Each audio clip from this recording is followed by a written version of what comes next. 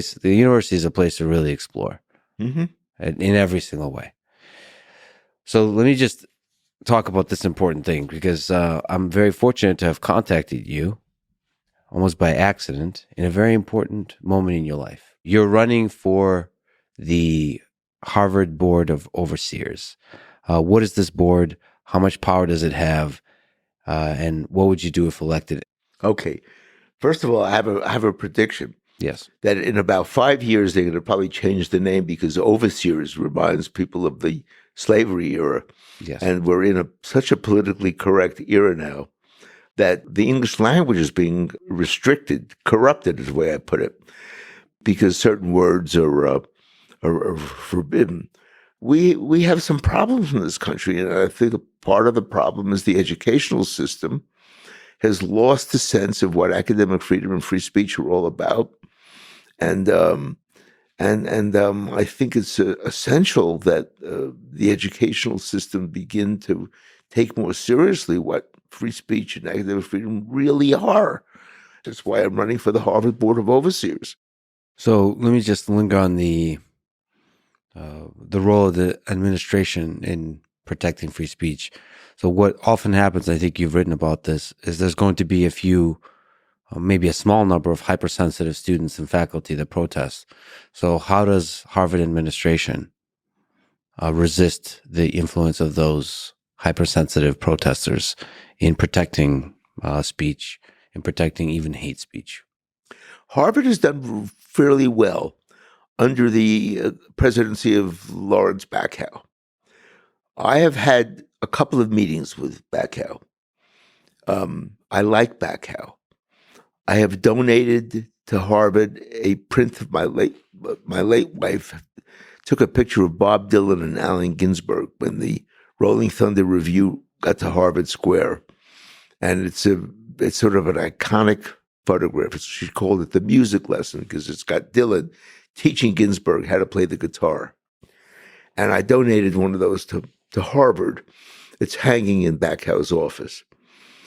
The new president, Claudine Gay, is not known for respecting academic freedom and free speech.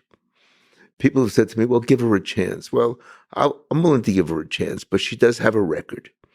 And she's a bureaucrat. I don't think she believes in free speech and academic freedom. I think she's a progressive, not a liberal. I'm not happy with the appointment of Claudine Gay, and it has made more essential my attempt to get on the Board of Overseers. So let's talk about the Board of Overseers and your run for it.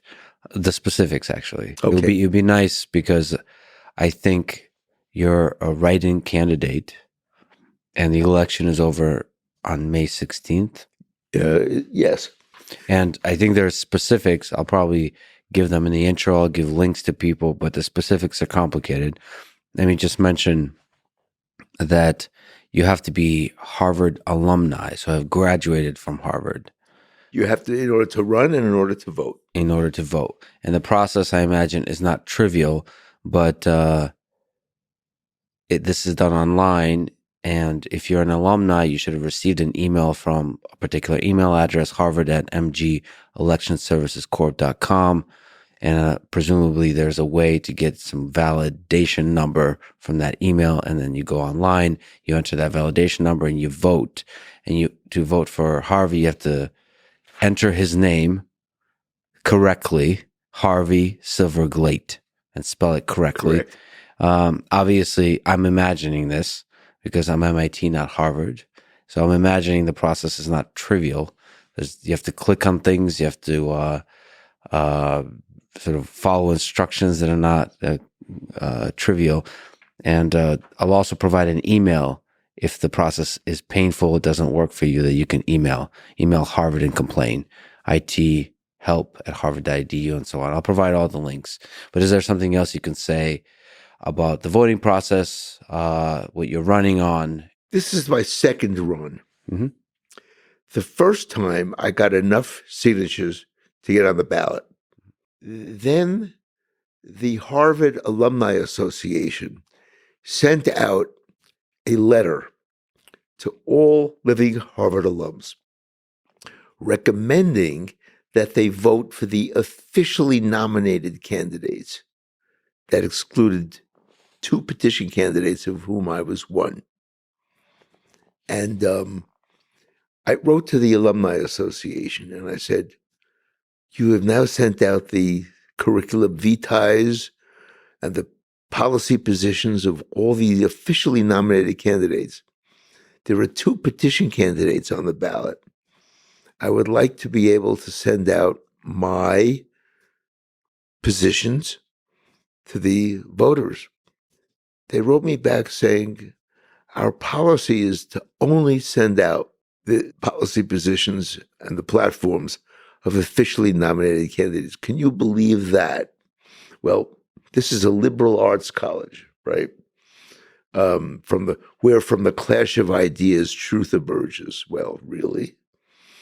This is what I call Harvard's not so subtle means of candidate suppression, not voter suppression, candidate suppression.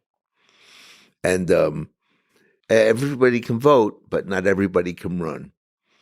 It ill becomes a liberal arts college where, the clash of ideas will produce the truth. Well, what about the clash of ideas on the Board of Overseers? The Board of Overseers is important. It doesn't have the same power and authority as the Harvard Corporation, the so-called president and fellows of Harvard College, but it's very influential and very important. And it would be a great perch for me to try to exert influence for the university to get back to where it was before it was taken over by the administrators. Well, I'm pretty sure that most of Harvard alumni, most of the students currently going to Harvard, most of the faculty at Harvard probably stand behind the ideas and the ideals that you stand behind. Yep. The people that love Harvard and what it stands for. So yeah, the alumni were educated in an era when these concepts were taken more seriously. And before the administrators took over. So I do think if I get my message out, I'm going to win a seat. And if I win a seat, I will have a great perch for trying to convince the real power that be, which is the Harvard Corporation, to do the things that I'm suggesting.